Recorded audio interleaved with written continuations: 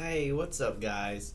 Back again for the one of the last lectures. And so we made it all the way up until 1990, 1980 to 1990, which is going to be this one. So yeah, it's been a good haul. It's been a good haul. Um, Starting off from Reconstruction all the way up until now, we got so many different things, so many wars, so many social and political issues that we talked about. So I do understand that it is a lot, but it all connects in some way. But yeah, you just have to understand that the story of America is exactly what it is, one big story. And so it's not only issues that happen within the United States, it's also stuff that happens outside that influences what happens in the United States. And so you just got to look at it from multiple angles. And so you can't just solely do U.S. history without looking at outside factors, And so, like some of you said, there was British immigrants that came into the U.S. and kind of kickstarted some of the things that happened during the Industrial Revolution. We had migrant workers from Europe come in and start a new life, but then they also ended up creating families and who then went on to create new things in America. And so a lot of things happened in America that were influenced by outside sources. And so that's why it became so hectic, because there's so many different things, so many different pathways, so many different people who influenced U.S. history. And so as we move forward, that's when we get to, today. So before we talked about how the USSR and United States kind of reached this, this admiration for each other, I guess. So both of them wanted to create this dente where it's like, okay, we're peaceful. We recognize that both of us have at this time, nuclear weapons. We do not want to mutually destroy each other. So we're going to create this kind of like they said, like a Cold War. So tensions are sort of high, but at the same time, they're just kind of simmering, and so they're not getting any worse, not getting any better, though, but they're not getting any worse. And so, by this point, though, the Middle East starts to kind of like go downhill a little bit. So the Middle East has now a few different conflicts, and so politically, I believe Iran was getting overthrown. No, Afghanistan was getting overthrown, and so the USSR held allies in the Middle East. So, of course, the USSR stepped in order to help. So that's when you get to the invasion of Afghanistan. Well, some people within the Middle East did not like that, aka Osama bin Laden and the U.S. And so the U.S. understood that there was good resources in the Middle East, and in order to acquire those resources, they had to push communism and the USSR out. And so that's what they did. But at this time, though, they kind of held off. They supplied resources to help fund against that war, but ultimately that culminated something else, which I will get to. But by this time, 1980, Osama bin Laden, he starts to raise funds for the Mujahideen. So it's just this militant group that aided in pushing back the Russian war machine, essentially. So that was going on in Afghanistan, but then at the same time, another guy, Saddam Hussein, he started to rise up in power. He became president of Iraq by that time.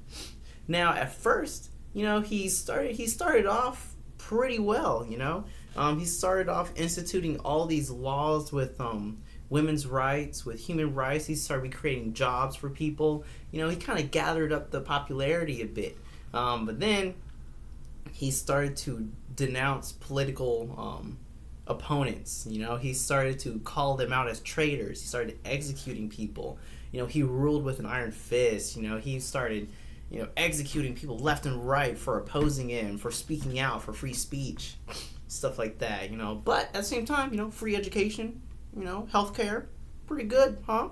No, no, that's not the end all be all. But anyways, as he became as he went along this tirade, he ended up becoming known as the Madman of the Middle East, essentially. Then at the same time, you got the Oslo Accords. I believe Jimmy Carter might have overseen the Oslo Accords between Palestine and Israel. And so they were basically recognizing each other as independent countries and reaching a peace between the two. And it was a two-state treaty. And so the second one was signed. So they didn't reach an agreement the first time, but the second time they reached an agreement. And it became a two-state agreement. So the fact that both of them were going to remain separate entities, but occupy the same territory. Now, thinking of that, going forward, not exactly the best thing. So, that's exactly what happened. Israel did not like that. Israel wanted a single state agreement, which was the fact that both of them will become one, but also occupy the same territory. Reasonable, but that's not how it went. So Israel would end up cohabiting the same territory as Palestine, but then they were separated by a demarcation zone, aka the Gaza Strip. So that's what ends up happening. So that's how we kind of get to today, really. But there's other things that come into effect. But I fast forward. The Iraq-Iran war begins when Saddam Hussein invades Iran. And so by 81, Ronald Reagan becomes president. So Ronald Reagan, his foreign policy was focused on lessening federal responsibility on social issues. And then he ended up reducing business restrictions, and he instituted like tax cuts, and he held a strong distaste for the Soviet Union. He really wanted them gone. He really wanted that to go away. So he also focused in on the nuclear war or nuclear arms race. And so he created the MX missile, so basically the Peacekeeper missile. So basically it was this giant nuclear rocket that would shoot off. Once it reaches a certain altitude, it would dispatch 10 nuclear warheads, so MK-21 warheads, W-87s, warheads. And so these warheads would actually be multiple independent targetable re-entry vehicles. So basically they would dispatch 10 of them. 10 of them would spread out, basically like a shotgun. They would spread out, but then each and every single one of them would hone in on a separate target. And so it's extremely accurate, but extremely costly, and also extremely detrimental to the environment. So there was a lot of pushback on that idea. Then also he wanted to create something else called like the Star Wars. So basically it's a strategic defense initiative. That was in 83. So basically the objective was to create this bubble. So he wanted to put the United States in a giant bubble, a defensive bubble, where he's going to do away with the mutually assured destruction and put the U.S. on the defensive. So instead of creating a very powerful offensive arsenal, he wanted to create a very powerful defensive arsenal. And that entailed creating this giant bubble where it has two layers. So he has the space interception of missiles. So all these nuclear warheads can reach an altitude above the atmosphere and come back down. So that way, he wanted to create a way for our defensive area to attack and counterattack those missiles in the air and shoot them down as well. Once any missiles nuclear rockets get past that area of the space and goes back into the atmosphere, now he has ground-based missiles that goes out to them and used to intercept those missiles as well. And so, again, way too costly, and the Soviets also saw this development as an aggression towards them. So they started to ramp up their nuclear program. And so it was just counterintuitive. It didn't really work out, really. But going forward, when it came to space, so the whole space race started about like 20 years prior to that. No, yeah, 20 years prior to that. So, as we're continuing, kind of like figuring out how to effectively get into outer space, Reagan created this project where the U.S. can economically continue the space travel without constantly developing new rockets each and every single time and new modules each and every single time. Because once they re-enter the atmosphere, they're pretty much done, unless they want to constantly maintain them. So he created the space shuttle program. So the first one was Columbia, first one to take off was the Columbia, and then just progressed all over after that. And so that was from like kind of like his philosophy on America and where the direction America should go. But you also get other things, back in the social queue. You get things like Sandra Day O'Connor. She became the first female Supreme Court judge. And then you also got Michael Jackson's Thriller. Thriller in '82. He comes out with this crazy music video, and that was what kickstarted MTV. So MTV, was kind of like, eh. But once Thriller came out, MTV was a thing to listen to. And then at that time as well, teenagers and young adults started moving away from being that like rebellious group, but then they also wanted to become part of society at this point. They wanted to become part of the bourgeoisie. They wanted to become rich. They wanted all this stuff, the hip stuff, So that's when you get a lot of these people, these younger adults in politics, in finance, in real estate, stuff like that, where they can better their life. They become one of the more prominent figures. So that's where you see a lot of these prominent figures coming out, which was the 80s with, I believe, don't quote me on this, with the development of the Mac computer or Apple. I don't know. One of you guys could probably tell me about that. But essentially, yeah, the yuppie culture starts. That's what it's called, the yuppie culture. And so they wanted to like live lavishly and everything, And so, but then that was in the U.S. The U.S. kind of like they're on the up and up, But now here's where we kind of get to things though. The Falklands War, that kicks off, and then you got widespread sex among heterosexuals and homosexuals, and that raises the issue of AIDS. The AIDS epidemic kicks off around that same time too. Terrorist attacks become a thing. So terrorist attacks started growing with the Beirut bombing. I believe that might have been one of the first ones. The Beirut bombing ends up killing 300 French and U.S. Soldiers. And then at the same time, you got Mikhail Gorbachev. So he becomes the leader of the USSR in '85. He ends up bringing about social and economic change as well. And then, as well, the Challenger, it explodes in the U.S. So all this stuff is just back to back to back to back. And so the Challenger ends up exploding inside the U.S. and so right before it gets into orbit. And so it's on national TV. And everyone is just blown away, no pun intended, by what happened. And so there's a large investigation that happened. And by this time, too, it ends up coming, I believe the final consensus was that an O-ring failed. An O-ring failed in the aircraft, and then it was a catastrophic failure and ended up blowing up just like that. 7 astronauts were killed, and one of them was one of the first civilian astronauts. She was a school teacher, and also I believe one of the first females as well, U.S. females to go into outer space. And then in the USSR, the Chernobyl disaster kicks off.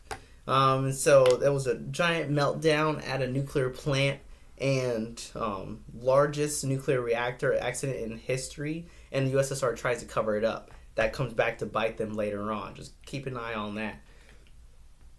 So now to this day, I think Chernobyl's still inhospitable. So I believe you can walk through it. You just can't live there. And then, there's my cat too.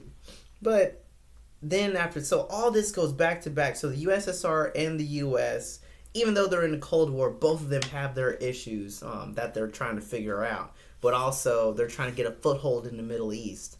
And so, the 80s, the early 80s, into probably the late 80s, well, early 80s into the mid 80s, was kind of this time where you get this clash of old school ideals starting to fail, and people are trying to figure out a way to move into the modern era. But then within the modern era, there's a lot of trial and error. So that's why you get all this stuff like the USSR trying to cover up all its older tracks. You know, you got the Challenger explosion after they're trying to figure out how to economically get into outer space. And then this happens, you know, and then, you know, you get the rise of all this other stuff like, you know, MTV, BET, all that stuff. But then it's like, you have all these terrorist attacks that happen as well. And so it's like, what's going on? You know? And so, where is it? Yeah, so then by 88, Osama bin Laden, he forms Al-Qaeda. So Al Qaeda is basically an organization left of the previous Mujahideen groups. So they kind of get together, and any U.S.-backed insurgents that helped them kick the USSR out. And so they kind of formed this coalition together, and then against the Soviet Union. And then at the same time, there's a mystery explosion. So Pan Am Flight 103, that ends up exploding after a bomb goes off inside of it. Killing all 260 people on board and 11 when it fell to the ground.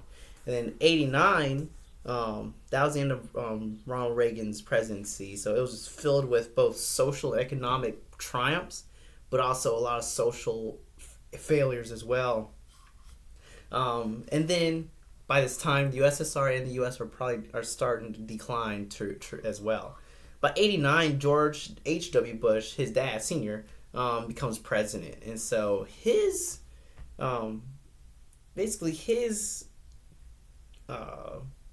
policy was trying to help both social and economic issues that have been previously addressed, just fix them right then and there. So you got the Tiananmen Square student rebellion in China to kind of topple over that communist regime, and then. So at this time as well, communism and capitalism comes to democracy or capitalism comes to this head where they're both button heads, but not politically, but socially. And then the Chinese government ends up mobilizing the military, and that was a whole thing. But also after that, that's when you get kind of like this national awareness of the fact that communism may not be the best thing. But also, back in the United States, there's a lot of stuff that, you know, the economy socially, it's not doing too well either. You know, Robert Mapplethorpe, he's a famous artist, and so he tried to kind of like spread awareness of the fact that you know, we need to be more open to our sexuality. So he starts painting using homosexual kind of themes and stuff like that. Beautiful paintings, but at the same time, he gets backlash. And so now there's a social not uprising, but a social attack against homosexuality, but there's also that raising awareness for it. By that time, too, the Berlin Wall, it finally falls. It's officially knocked down. And then, you know, that officially ends the split between the East and the West. So now, instead of we also get that clash of, not that clash, but we start to get this blend of both people who have lived in USSR, lived under communist rule, and then people who have lived under capitalist rule. They start to mesh together. Now they start to kind of explain what the differences between them are and how different lifestyles are. And so that's when you start to get this idea of the fact that communism may not be the best thing in that sense, where everyone's living under the same standards, but it's up to the workers to drive the government. You can't always have that. You need a little bit of both. You need a little bit of discrepancy in order to keep things going, and that's when you get capitalism as a way to sustain itself, even though communism is could on paper be good in the short term. In the long term, it just cannot sustain itself. Um, so then, by the 2nd of August, 1990, Iraq, Saddam Hussein, he's still pushing the Middle East to capture it all. He invades Kuwait, and so the U.S. still has a foothold in the Middle East, but not too much yet. But by this time, the Gulf War kicks off. And so, with the invasion of Kuwait by Iraq by Saddam Hussein, this kicks off with Operation Desert Storm, which a lot of your uncles, I believe, uncles or grandparents, may know about, or may have served in. So then, by '91, due to widespread corruption of everything and the lack of transparency, the Soviet Union begins to fall. And so the Soviet Union, even though they had a foothold in the Middle East, they had to back out. But then they're also supporting Saddam Hussein and his expansion in the Middle East just to keep their foot in it. But they need to figure out how to fix their own problems, which they cannot. So, August 18th, 1991, Gorbachev, he instituted a two-party election system. That didn't go well with too many people. So then, of course, the people who liked the idea of communist government and everything, they approached him about it. So Gorbachev, he was in Crimea, and then he was approached by his chief of staff and the KGB, which was the Russian, secret police and everything. And so, he tried to use phone. He was trying to get his way out because he knew when they were coming for him that he was dead. So he tried to call his phone. They cut the lines. Phone is dead. They captured him and they declared a state of emergency, saying they forced him to transfer all his power to his vice president. The vice president was Gennady Yanayev. Yeah, that's what it is. So Gorbachev did just that, and he was put on house arrest after that. So then the chief of staff announced that Gorbachev is sick. He's ill of health and he's being kept under surveillance. He's okay, but until then, the vice president's going to call the shots. Well, that didn't work out too well, and so all these strikes kicked off. All these strikes and public demonstrations kicked off, but the state press tried to prevent those. But they were still trying to happen here and there, and then a new union treaty was going to be signed. So this signing was, but the public didn't like that also. But this signing maintained that the USSR would be eliminated in the institution of a new government. So the USSR started mobilizing its troops, and then tanks started rolling through Moscow and everything. And then the civilians tried to dissuade these troops, but it didn't really work that well. So protests continue to happen and everything, and then over time, Yanayev, he issues a statement saying what is happening is unforgivable. It shouldn't be happening, even though Yanayev was in it the whole entire time. He understood what was happening. He knew what was happening. And so then after that, once people started to understand what was going on, that the government was actually keeping them, was lying to them about the whole thing, they understood that Yanayev was lying. So then, the main state of Russia, Ukraine, Georgia, all these other Baltic states, they left. They, kicked the door open and just left. And so they jumped ship, and the USSR officially ends. And so then, 2 years later, as these states started leaving the USSR, Bill Clinton comes into office in '93.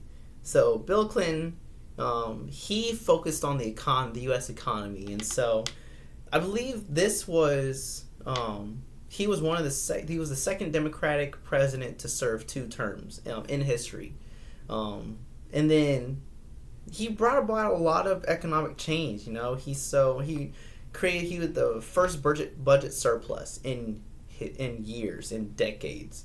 So he has the highest home ownership record. He had the lowest inflation rate since the 70s. And so he had a bunch of different stuff. Geopolitically, he opened NATO to other countries. So anyone who was leaving the USSR, some of them ended up joining NATO as well. And then he campaigned against the drug trade, this stuff like that. Sent peace forces to Bosnia and war-torn Iraq as the war was going on between Iraq and Iran. Just kind of like bridge that friendship between, or that connection between the USSR and the United States.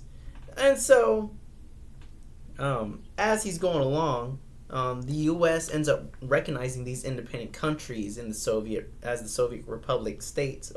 States.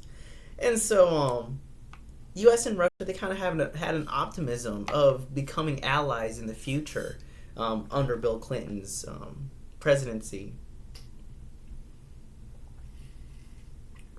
So, when the U.S. goes into Kuwait and helps them out, Iraq retreats. Iraq retreats out of there, and the U.S. takes a foothold on the oil supplies there.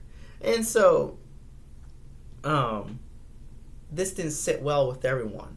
Saddam Hussein is contained to Iraq, and then he's prevented further regional aggression against anyone. So basically, he's confined to Iraq. He can do all his things in Iraq, but in terms of invading other countries surrounding them, no, that can't happen, and that doesn't happen, at least until his capture. But at the same time, the U.S. created a foothold in the Middle East to prevent that. Well, according to Osama bin Laden, that he didn't like that, so he started talking about why it's dangerous for the U.S. to create a foothold in the Middle East, because like even though they are resource rich, they're independent countries. They just got done with Russia or U.S. Soviet Union invading them. Now they have to deal with the United States staying in their land, and so he talks to Saudi Arabia about it. He's like, hey guys, like this, we don't need this. Why are you guys supporting this? Well, Saudi Arabia ignores him basically and accepts the U.S. military into the country as an aid. And Osama bin Laden, he leaves. He leaves Saudi Arabia, and then he goes over to Sudan, and then he starts he starts preaching to the people and creating this idea of the jihad. So jihad is basically a holy war, or a war that they have their divine right to fight against evil. Evil being the United States at that time. So by 96, you get the Taliban. Taliban then takes back Afghanistan, and he sought refuge in Afghanistan. He sought refuge under the Taliban. So the Taliban understood this idea of jihad, and they really understood his teachings, and they gave him sanctuary there. And so after that, after he understood that, well, the U.S. now has their foothold in the Middle East, in my land, I need to show them that they're wrong and they need to get out. So he starts creating this plan, this plan where he needs to do something to topple the American economy. Well, in 2001, before that, he realizes that there's a major building in New York.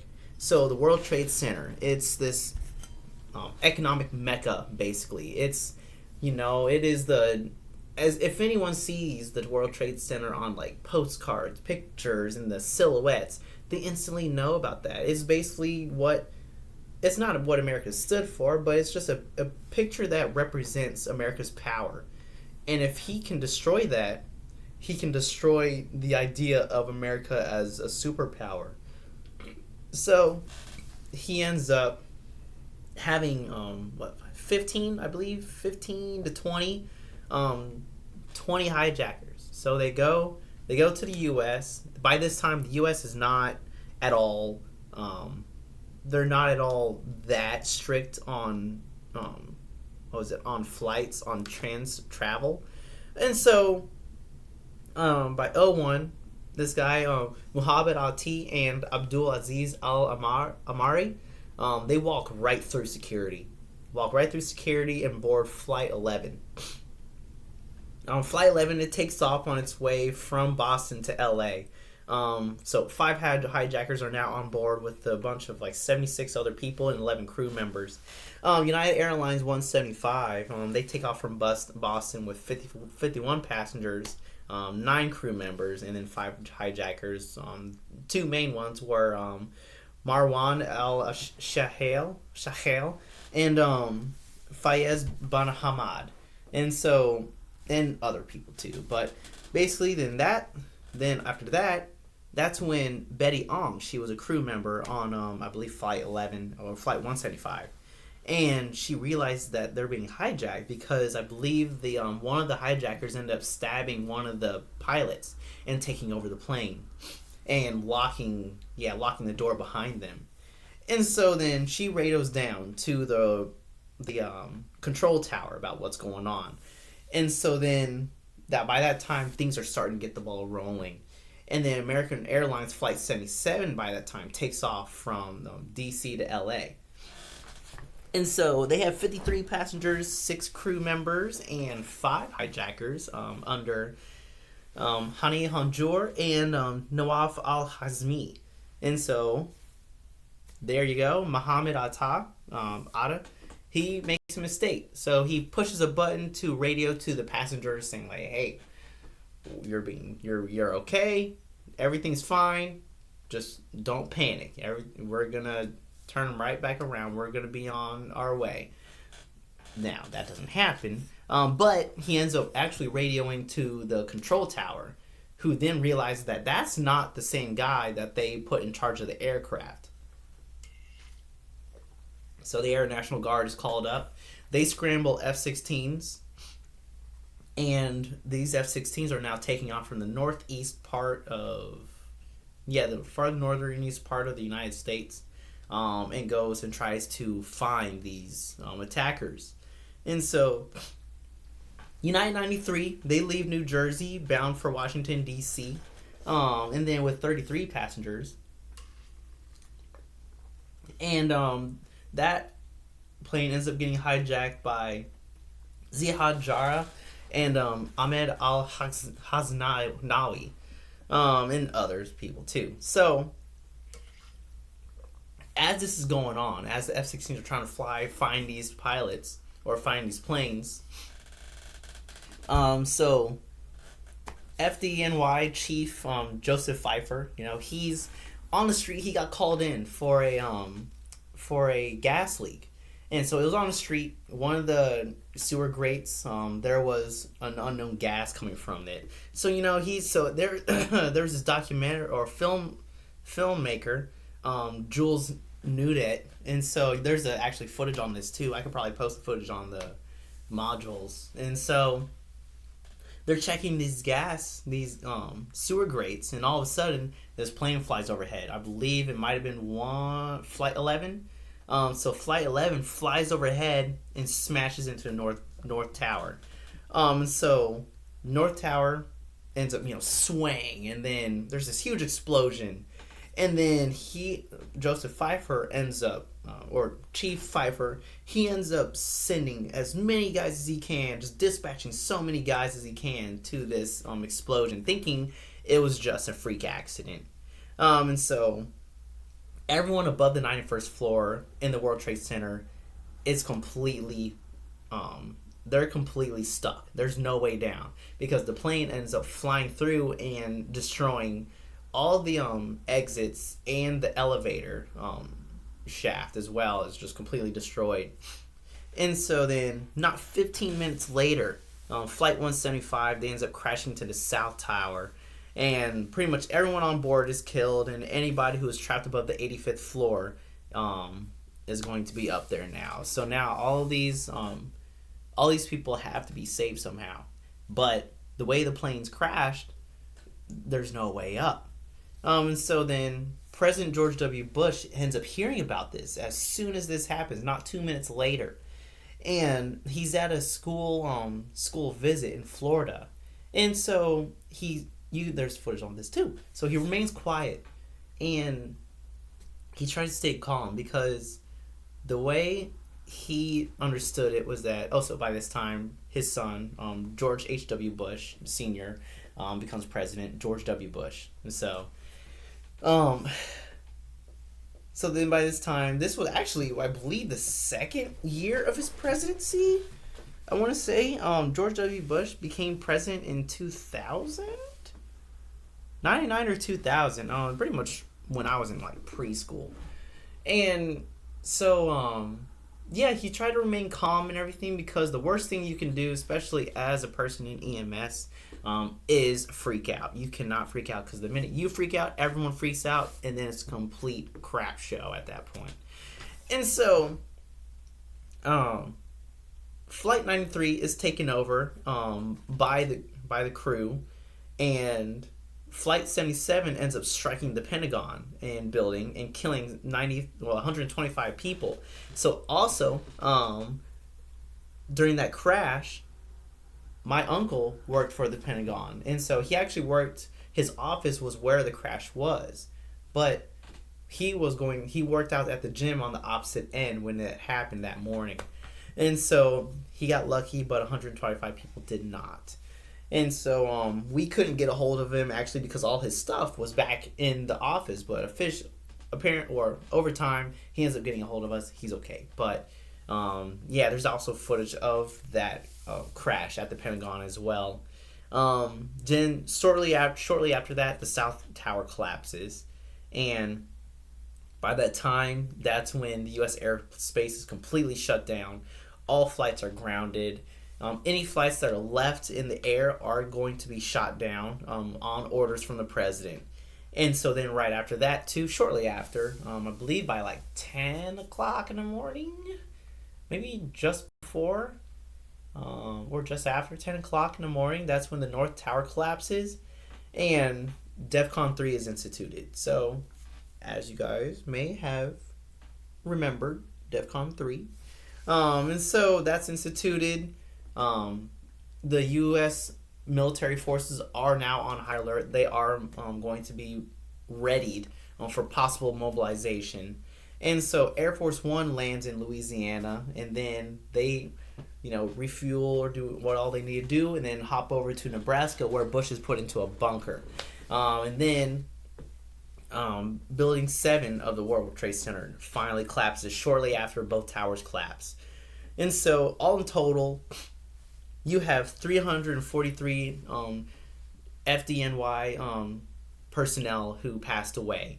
And then 71 of the NYPD ends up passing away. And then 1,600 people ends up dying in the North Tower. Shortly after that, you also get the numbers of 614 people ends up dying in the South Tower. But that's not including all the people who also died on the aircraft. And so you get a large influx of people who flock to New York. They start trying to help out with FEMA operations, search and rescue, EMS and first aid, not construction, but what was it? They start trying to pick up all the rubble and clean off all of the dust and the ash, and all the parts from the aircraft and from people. Parts from people are lying all over the street. People who had jumped from the towers because they would rather fall or jump from the towers than be burned alive. They had to clean that up. So all these tragic things that people who generally in daily life will never want to see or will never have to see end up seeing it. So it's a tragic day, and by the end of it, what happens is that it's the opposite of what Osama bin Laden wanted. And so he wanted to topple the American spirit. He wanted to break them down because the World Trade Center was that symbol of American power and American pride.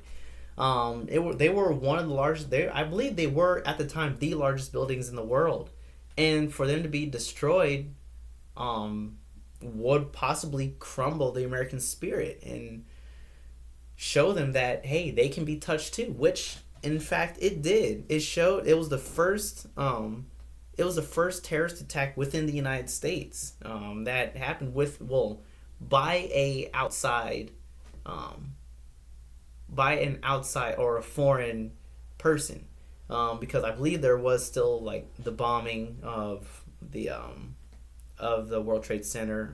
I believe back in the 90s or 80s or 90s. The Unabomber, basically. So, but otherwise, yeah. So he ends up trying to topple the American spirit, but this binds everyone together. But there is a lot of hatred towards the Middle Eastern people. Anyone who is of Arab kind of like ethnicity, that was a terrible time, because now people started looking, now these people who committed this, they could be here, they could be anywhere. So how do we know that my neighbor who is, from Egypt, from Israel, from Iraq, Afghanistan, Pakistan, how do I know that they're not terrorists as well? So there's this rise of animosity towards the Middle Eastern people. And so then, as well, Bush gets on the stand shortly after that, and his speech is possibly one of the most well known in history. It's almost on par with FDR's speech after Pearl Harbor, because it ushers in a new era for America. And so, after his speech, he declares war on the Middle East and declares war on terrorism. And so that's when you get this major mobilization of U.S. troops into the Middle East in order to eradicate Al Qaeda, find Osama bin Laden. And so there you have it. Now, as we continue on through, it goes from the invasion of the Middle East by the United States in '01, and I believe it doesn't officially kind of back down up until I want to say the 2020s, 2023, 2022 maybe. I'm losing track of when. But yeah, so the war in the Middle East was quite possibly the longest war in history, spanning 2 generations, or possibly even, almost a generation and a half worth of civilians have lived through this. I know for most of my life, and I'm 30 years old, was spent knowing about the war in the Middle East. And it wasn't up until recently that the war had not officially ended, but it kind of subsided. And so, with that being said, the 9/11 attacks kind of marked the end of the old era and the beginning of this new era, where there's stricter travel regulations, you have stricter laws. Any kind of terrorist attack was met with major military mobilization. And then you also have this animosity towards the Middle Eastern people. You have propaganda against them. You also have all this discrimination against those people just because of what had happened during the 9/11 attacks. Because of that, so increased security and stuff like that. And so there you have it, really. Yeah. So that is going to be my lecture, really. And so I really wanted to just connect the 90s into now and make sure everyone understands that what had happened throughout the 90s ended up becoming what changes America today, or becoming what America that you know of today, socially, economically, politically, militarily. And so there is a ton that I'm still trying. So as a teacher, I'm still trying to figure out. Oh, yeah, see, Air Force Museum. Check it out. 365 planes right now, not including all the drones and missiles. I got a map right here, right there. Yeah, of the whole entire museum. Yeah, that's my lecture for the day. And I believe I have one small assignment. And then I also have the final. So I'm going to give you guys the final The final is open right now, and it's good up until the first week of August. I'm giving you about 3 weeks or so, 3 or 4 weeks to do it. And so, if you have any questions, let me know about everything. And otherwise, yeah, I just wanted to make a connection between the 90s and now, and hopefully you guys understood the progression throughout the late 1800s up until 91 with, the rise of communism, the Red Scare, racial discrimination, and the fight against that. You have people who rise up, these political leaders who wanted to change America into what their image was, assassinations, political assassinations, controversies, the fall of the USSR and how that affects the American people and stuff like that. And so hopefully you guys get that. And I'll try to, going forward, I'll try to skew this program in a way that's way more fluid, because I do understand as a historian that there is so much U.S. history. And not only is there U.S. history, but there's also European history that affects U.S. history. And so there is a lot. But hopefully, hopefully I was able to be of some resource to you guys, and I was able to help you guys with that, with clearing things up. But if you guys have any other questions or want to chit chat about history with me, or ask me to clarify about something, show you videos or anything, just let me know, and I'll definitely be more than happy to explain further, or give you sources, something to look up. I have a ton of books downstairs, so feel free to reach out. But otherwise, take care, guys. If you have any questions about the final, let me know. Otherwise, say bye to my cat and take it easy. Stay safe. Have a good weekend.